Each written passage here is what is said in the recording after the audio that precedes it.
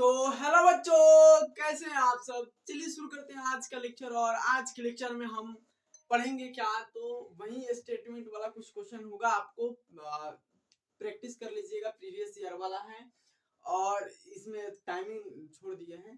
चलिए शुरू करते हैं आज के लेक्चर। और चलिए यहाँ पर थोड़ी सी क्वेश्चन देख लीजिएगा क्या क्या क्वेश्चन है।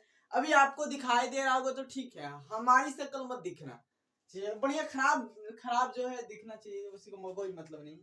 यहाँ पर क्या लिखा है मेरे भाई, देखो यहाँ पर लिखा क्या है, क्या लिखा है कि golden rice is the genetically modified to produce beta carotene. Sorry, beta carotene. हाँ, बीटा कैरोटीन क्या करता है, प्रोड्यूस करता है कि नहीं। अगर करता है तो अग्री करो हाँ, है ना। गोल्डन राइस जो हम जेनेटिकली मॉडिफाई से बनाए थे, जीएमओ से बनाए थे, उसमें ज्यादा मात्रा में इसलिए ज्यादा मात्रा में क्या था, गोल्डन राइस में तो भरपूर मात्रा में विटामिन ए यानी बीटा कैरोटीन था, है ना।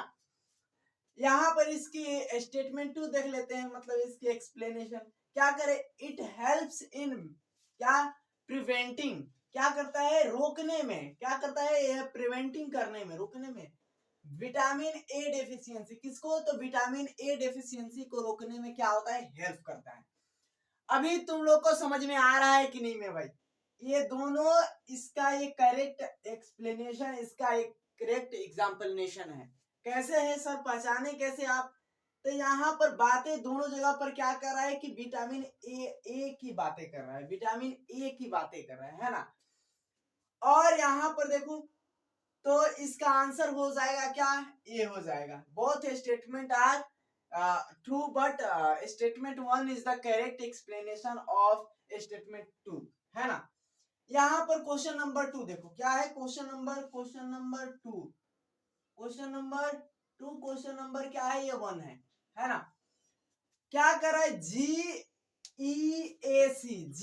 GEAC का मतलब फुल फॉर्म क्या होता है, GEAC का फुल फॉर्म क्या होता है, तो क्या होता है, जेनेटिक इंजीनियरिंग अप्रूवल कमेटी होता है। ये होता है, क्या होता है, genetic engineering approval committee regulate the safety, क्या करता है, सेफ्टी रेगुलेट किसके लिए, introducing genetically modified organism in India. India में जो जेनेटिकली मॉडिफाइड ऑर्गेनिज्म होते हैं वो, उसके लिए अगर मान लो कि कोई तुमको प्लांट बनाना है ना, तो पहले कमेटी से, पहले इससे क्या लेना पड़ेगा, अप्रूवल तुमको लेना पड़ेगा। जो हाँ हम कोई बना रहे हैं जेनेटिकली मॉडिफाइड ऑर्गेनिज्म बना रहे हैं, कोई प्लांट बना रहे हैं, तो आपको अप्रूवल लेना ही पड़ेगा, है ना।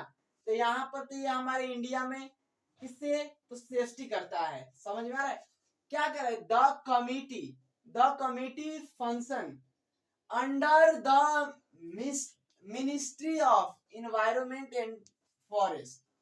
जो कमिटी है वो किसके अंदर काम करती है, किसके अंदर, तो मिनिस्ट्री ऑफ इन्वायरमेंट फॉरेस्ट, किसके अंदर, इन्वायरमेंट एंड फॉरेस्ट, जंगल और वातावरण के, है ना।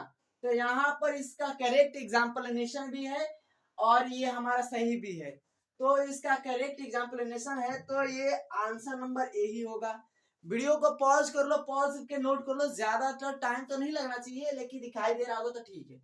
चलो हो गया होगा, पॉज कर लो, पॉज करके नोट कर देते हैं हम दूसरा। चलो क्वेश्चन नंबर 3 और 4 बताओ। अब क्वेश्चन 3 4 को बढ़िया तरीके से देख लो, पहले हट जाते हैं, देखकर जवाब दो, इसका आंसर दो बढ़िया तरीके से। देखो हम प्रैक्टिस के लिए कराते हैं, देखो प्रैक्टिस जितना तुम्हारा हो रहेगा ना उतनी ज्यादा बेहतर है। प्रैक्टिस अभी तो बहुत सारा है, जो आप लोग प्रैक्टिस करने के लिए बहुत सारा ये है, टूल है आपके पास, लेकिन प्रैक्टिस एक इंटरेक्टिबल प्रैक्टिस वो होता है जो टीचर के साथ या अपने खुद के मेहनत कॉपी किताब से करे हो तो ठीक है, बढ़िया है, लेकिन करो। यहाँ पर क्या करे, तो फर्स्ट ट्रांसजेनिक काउ रोजी, पहली जो ट्रांसजेनिक काउ थी वो रोजी थी, क्या करती थी, प्रोड्यूस ह्यूमन प्रोटीन, क्या करती थी, इन रिच मिल्क। क्या, जो फर्स्ट ट्रांसजेनिक काउ बनाए थे ना मेरे भाई, तो उसमें क्या था कि वो दूध में प्रोटीन की उसकी मात्रा बढ़ जाती थी, जो ह्यूमन के लिए, जो मानव के लिए क्या था, फायदेमंद था, बढ़िया था, एक बढ़िया लेवल पर प्रोटीन उसको एक मानव को मिल सकता था। ट्रांसजेनिक काउ बनाया गया था तो एक बढ़िया था, है ना।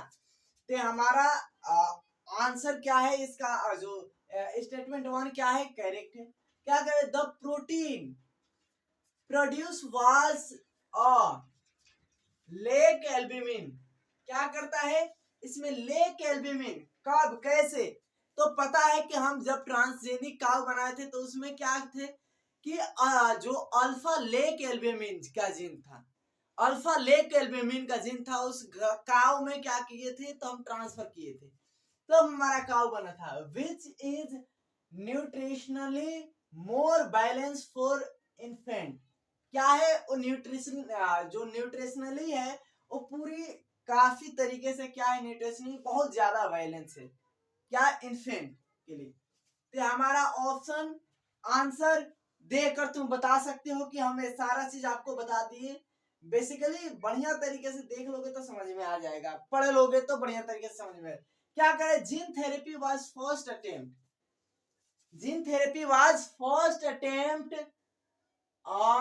On a patient with ADA deficiency, किस बीमारी के लिए, किस डिजीज के लिए हम फर्स्ट अटेम्प्ट किए थे जीन थेरेपी का, किस बीमारी के लिए, के साथ किसमें किए थे, तो एक 4 साल की बच्ची थी, एक 4 साल की क्या थी, बच्ची थी। 4 साल के बच्ची में क्या हो रहा था कि एस्किड नामक बीमारी सुने हो ना, एस्किड मतलब क्या होता है, सीवियर, उसके बाद क्या होता है कंबाइन, उसके बाद इम्यूनो डिफिशियंसी, ये एस्किड का फुल फॉर्म है।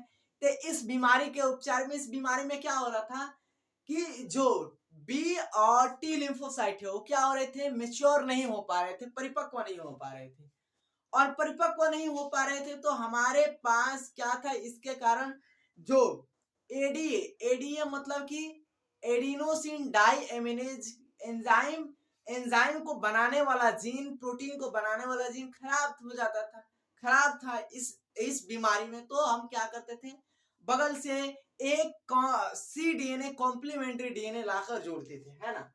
तो क्या कर रहा है, डेफिशिएंसी, क्या करे, एडीए डेफिशिएंसी क्या करे, अफेक्टेड, क्या, affected T lymphocyte, affected T lymphocyte, और उसके बाद लीडिंग कहां करता था, तो सीवियर कंबाइंड इम्यूनो डेफिशिएंसी एस्किड में क्या करता था, तो कहां कहां ये लीडिंग करता था, तो पहले एस्किड, एस्किड से लिम्फोसाइट, लिम्फोसाइट से एडीए, मतलब कि ये क्या प्रक्रिया, ये प्रोसेस चलता रहता था। तो है क्या, इस बीमारी की उपचार में 4 साल की बच्ची में किया गया था अटेम्प्ट, पहले पेशेंट जो था उस पेशेंट से हम क्या ले लेते थे, उसकी लिम्फोसाइट लेकर और उसकी कल्चरिंग वल्चरिंग कर लेते थे, कर कर और फिर उसी पेशेंट में हम क्या करते थे, सी डीएनए के साथ हम एक कॉम्प्लीमेंट्री सी डीएनए के साथ हम क्या करते थे, उसमें बच्चे डाल दिए।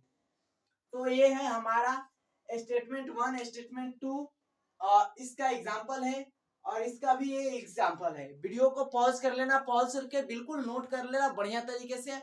और 4 तो क्वेश्चन हो गया, और भी क्वेश्चन बहुत सारा है, लेकिन मेहनत से किया करो। और हम मिटा देते हैं इसको, वीडियो को हो गया ना, पॉज कर लिया ना, बहुत बढ़िया, चलो मिटा देते हैं, है ना।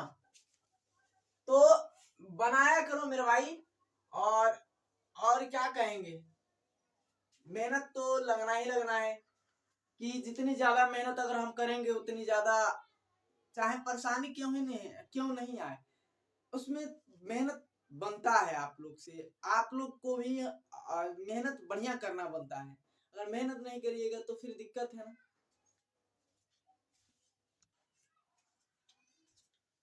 तो चलो बताओ बच्चों, क्या होगा आंसर, बताओ बताओ बताओ, तब देखकर बढ़िया तरीके से बताओ, आंसर देकर। और लिखा तो वही है, और क्या कहेंगे, क्या करे, BT cotton is an example of transgenic plant, है ना। बीटी कॉटन ट्रांसजेनिक प्लांट का उदाहरण है, एग्जांपल भी है। और BT cotton resistant of fungal infection, क्या फंगल इन्फेक्शन के लिए रेजिस्टेंस है बीटी कॉटन। अगर पता है तो बता देना, पिछले वाले जो लेक्चर है, लेक्चर में तो बताए हैं, दिमाग से बताना। बीटी कॉटन फंगल के लिए रेजिस्टेंस बनता है, नहीं, फंगल के लिए नहीं। क्या है रेजिस्टेंस, किसके लिए है मेरे भाई? नेमेटोड पीड़क के लिए तो बनाए थे मेरे भाई, यह तो पता होगा। चलो यहाँ पर ये गलत है, मतलब कि हमारा सी नंबर क्या होगा, सही होगा। अब इससे देखो क्या कर रहे हैं, bioreactor are designed to provide optimum condition for growth of desired microbe और सेल। किसके लिए? तो जो डिजायर माइक्रोब मतलब कि क्या, डिजायर से क्या समझते हो? टारगेट हम लिख देते तो समझ में आ जाता। टारगेट जो डीएनए है, टारगेट जो हमारे सेल है, टारगेट जो माइक्रोब है, उसके लिए। किसके लिए? तो माइक्रोब्स और सेल के लिए डिजायर। द क्या करे, the stirrers ensure mixing of content but does not help in oxygen ability. क्या बायोरिएक्टर किसके लिए बढ़िया था? किसके लिए बायोरिएक्टर बनाए थे? तो उसमें अच्छा एबिलिटी थी, अच्छा अवेलेबल होता था, ऑक्सीजन एबिलिटी उसकी बढ़िया थी। और यहाँ पर ये क्या कर रहा है कि does not help in oxygen ability. क्या यही काम करता है? हेल्प तो करना चाहिए, वैसे तो होना नहीं चाहिए। गलत बोला है तो गलत की भुगतान तो होनी चाहिए ना। क्या होगा? आंसर देकर दोनों को बताओ। एकदम इजी था, इसीलिए इजी था तो इजी ही बताओ। सी नंबर दोनों का क्या होगा? सी। अब कहोगे जे सर ऐसे ऐसे क्वेश्चन ला रहे हो आपकी, या तो ए आ रहा है या तो सी आ रहा है, या तो ए आ रहा है या तो सी आ रहा है, हम क्या करें भाई? आ गया तो आ गया, ला दिए, अब हम तो कुछ नहीं कर सकते, है ना। तो वीडियो को पॉज कर लो, पॉज करके नोट कर लो। नोट कर लिए?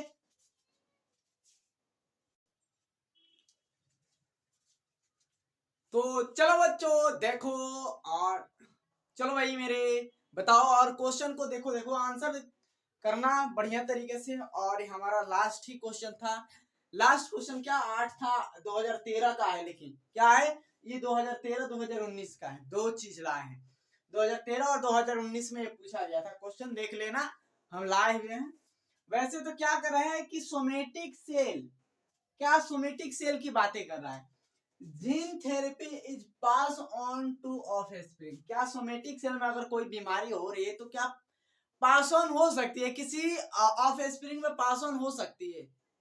अभी तुम लोग तो जेनेटिक पढ़े हो ना, जेनेटिक में तो पढ़े थे।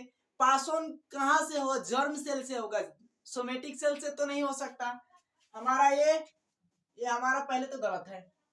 क्या करे, जर्म लाइन, क्या करे, germ line gene, germ line gene therapy modifies gamete और जाइगोट।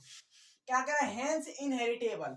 क्या ये हेरिटेबल है? तो हाँ हेरिटेबल होता है, क्योंकि बात किसका कर रहा है? जर्म सेल की बातें कर रहा है। किसकी? जर्म सेल की बातें कर रहे। जर्म सेल क्या होता है पता है? ये कि जर्म सेल हमारा क्या होता है ये नहीं पता होगा जो बच्चे को, वो गधा ही होगा, है ना। तो ये हमारा ये वाला तो करेक्ट है। तो बताओ कौन सा सही होगा? Statement 1 is wrong, statement 1 is false, statement 2 is correct, है ना। तो यहाँ पर तो ये आंसर हमारा सही है। लेकिन ये किस क्या कर रहा है कि क्वेश्चन नंबर 8 का देख लो। क्वेश्चन नंबर 8 क्या कर रहे हैं? A transgenic plant with more nutritional value. एक ट्रांसजेनिक प्लांट क्यों बनाए थे? कि उसमें मोर, ज्यादा से ज्यादा एफिशिएंटली न्यूट्रेटिव हो, ज्यादा से ज्यादा क्या करे कि न्यूट्रिशन प्रोवाइड करे, न्यूट्रिशन वैल्यू उसमें अच्छा हो, है ना। तो ये हम पहले जीमो बताए थे, जीमो के बाद ही हम प्लांट जब बताए थे ना, जब हम जीएमओ प्लांट बताए थे, जीएमओ में प्लांट, तो वहां पे आपको बताए हैं, है ना, एग्रीकल्चर में बताए हैं। तो क्या कर रहे हैं कि value called is biofortified crop. ये बायोफोर्टिफाइड क्रॉप कहते हैं। हाँ अब देखो ये एक चीज है। अब इसमें फ्लेवर सेवर की बातें आएगा। फ्लेवर सेवर की है ना। फ्लेवर सेवर क्या है? टमेटो का विशेष क्या है? फ्लेवर सेवर एक विशेष टमेटो का क्या है? तो प्लांट है। फ्लेवर सेवर हम क्या करते हैं कि टमाटर को ऐसे बनाते हैं कि वो क्या हो, पके नहीं, क्या हो, वो पकता नहीं, उसकी राइपनिंग ना हो। ऐसे हम टमाटर प्रोड्यूस करते हैं जीएमओ के द्वारा। ऐसे टमाटर की वैरायटी बनाते हैं जो क्या हो कि उसकी राइपनिंग डिले कर देते हैं, उसकी राइपनिंग को हटा देते हैं, है ना। तो ये Flavr Savr tomato was the first bio, नहीं ये गलत है। ये क्या करे, ये फर्स्ट नहीं था, फर्स्ट ट्रांसजेनिक प्लांट नहीं था मेरे भाई। ये क्या है, ये गलत है, फर्स्ट ट्रांसजेनिक प्लांट नहीं था। ये हमारा फर्स्ट ट्रांसजेनिक प्लांट नहीं था मेरे भाई। ये हमारा, ये तो सही है ना। ये transgenic plant with more nutritive value, transgenic plant हम बनाएंगे तो मोर न्यूट्रिटिव होगा। इट्स कॉल्ड बायोफोर्टिफाइड क्रॉप कहते हैं इसको, बायोफोर्टिफाइड क्रॉप कहते हैं। तो हमारा इसका आंसर क्या हो जाएगा, 8 नंबर का आंसर क्या हो जाएगा।